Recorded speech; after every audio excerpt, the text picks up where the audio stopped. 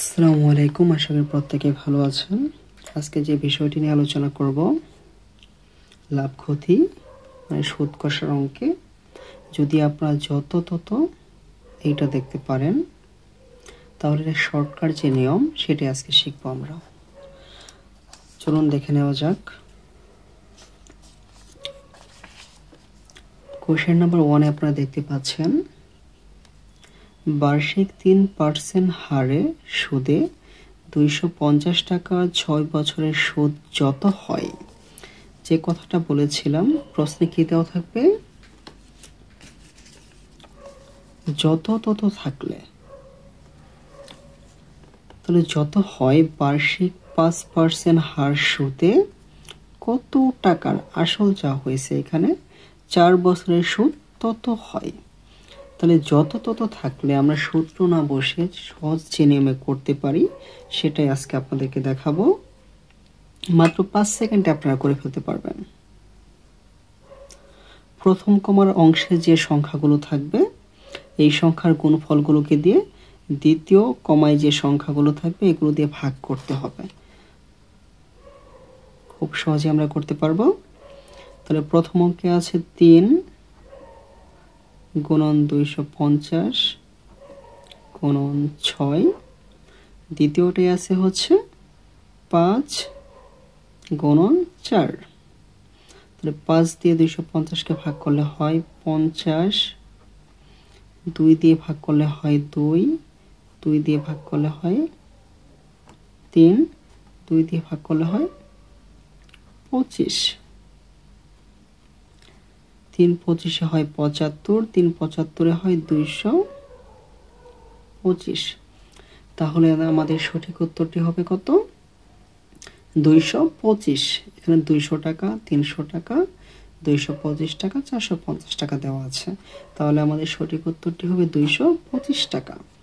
তাহলে আমরা খুব সহজেই 5 সেকেন্ডের মধ্যে অঙ্কটি করে ফেলতে পারবো, কোনো সূত্র প্রয়োগ করা ছাড়াই। আমরা এরকমই আরেকটা কোশ্চেন দেখে নেই।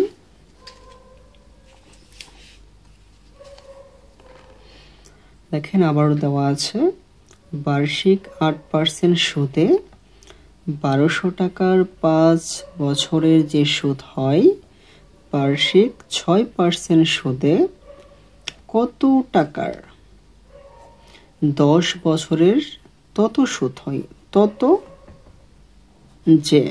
যে অথবা যত একই কথা। তাহলে এটা দেওয়া থাকলে আমরা কিভাবে করব, সে আগের নিয়মে করব আমরা। প্রথম ক্ষেত্রে যে সংখ্যাগুলো থাকবে এগুলোর গুণফল 8 1200 গুণন 5, ভাগ করব হচ্ছে 6 আর 10 দিয়ে, 6 গুণন 10, 5 দিয়ে করলে হয় 2, 6 দিয়ে করলে হয় 200, 2 দিয়ে করলে হয় 100, 8 গুণন 100 800। দেখেন আপনার অপশনে দেওয়া আছে 600 টাকা, 800 টাকা, 1100 টাকা, 1400 টাকা। তাহলে খুব সহজেই আমরা বের করে ফেললাম, এই অ্যান্সারটাও 800 টাকা হবে। খুব ইজি কিন্তু টেকনিকটা, কোনো সূত্র মনে রাখা লাগতেছে না, শুধু আমরা মনে রাখবো কি যত তত। এই কথাটা যদি আমরা মনে রাখতে পারি তাহলে খুব সহজেই এই ম্যাথগুলো সলভ করতে পারবো। আরেকটা কোশ্চেন আমরা দেখে নেই এই ক্যাটাগরির।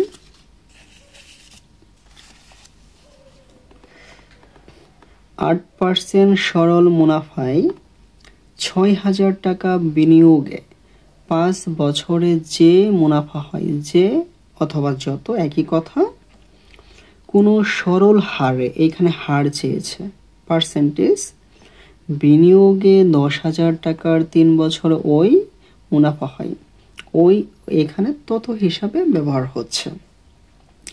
তাহলে নিয়ম সেই আগেরটাই, 8 গুণন 6000 গুণন 5, এখানে দেওয়া আছে 10,000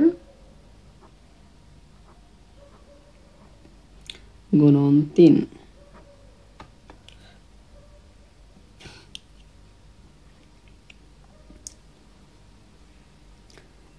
যদি 2000 দিয়ে ভাগ করি তাহলে আসে 3। 10,000কে 2000 দিয়ে ভাগ করলে হয় 5। 3 3 কাটা, 5 5 কাটা, তাহলে এখানে 8। যেহেতু হার চাওয়া হয়েছে তার মানে পার্সেন্ট, তাহলে 8% ইকুয়াল টু হচ্ছে, এটাই হচ্ছে আমাদের আনসার। কিন্তু এখানে দেখেন আপনারা 0.1, 0.12, 0.09, 0.08 কোথাও 8% দেওয়া নেই। তো এটাকে আমরা বের করে নিতে পারি 8/100। 8কে যদি আমরা 100 দিয়ে ভাগ করি তাহলে আসে, 8কে যেহেতু ভাগ করা যায় না তাই আনসার হবে 0। আমরা এখানে একটা 0 দেব। যেহেতু তাও ভাগ করা যাচ্ছে না তাই দশমিক দিয়ে আরেকটা 0 দেব।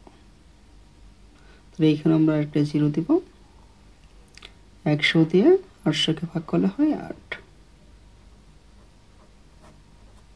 তার মানে হচ্ছে 0.08। তাহলে আমাদের আনসারটা হবে 0.08।